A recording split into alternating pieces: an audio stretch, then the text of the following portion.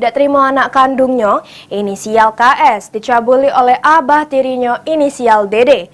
Abah kandung inisial IH, warga Kecamatan Ilir Barat 2 Plembang, didampingi Komisi Perlindungan Anak Daerah Sumsel, bikin laporan polisi di Polrestabes Plembang.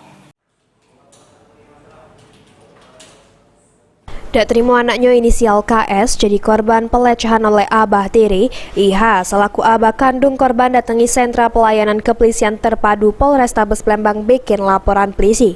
Kedatangan korban untuk bikin laporan polisi ini didampingi langsung oleh Komisi Perlindungan Anak Daerah Sumatera Selatan.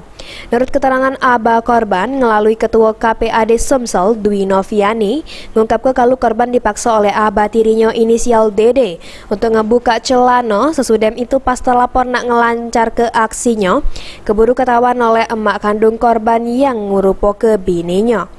Lanjut Dwi, tidak cuma sekali itu, aksi pencabulan oleh terlapor ini sudah terjadi berulang kali. Karena dari pengakuan korban kalau dirinya sudah dilecehkan sejak tahun 2021 lewat. Maka dari itu pihak melakukan pendampingan terhadap korban untuk menuntut keadilan sehingga terlapor bisa dihukum.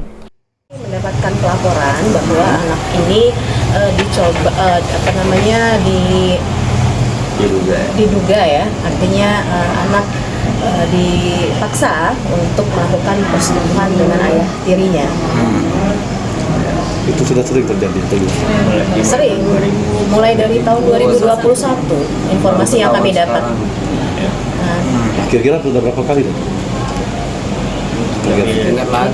Kalau misalnya berkali-kali mungkin sering ya, tapi kami tidak bisa memastikan berapa kalinya, tetapi sudah sering melakukan ya mungkin.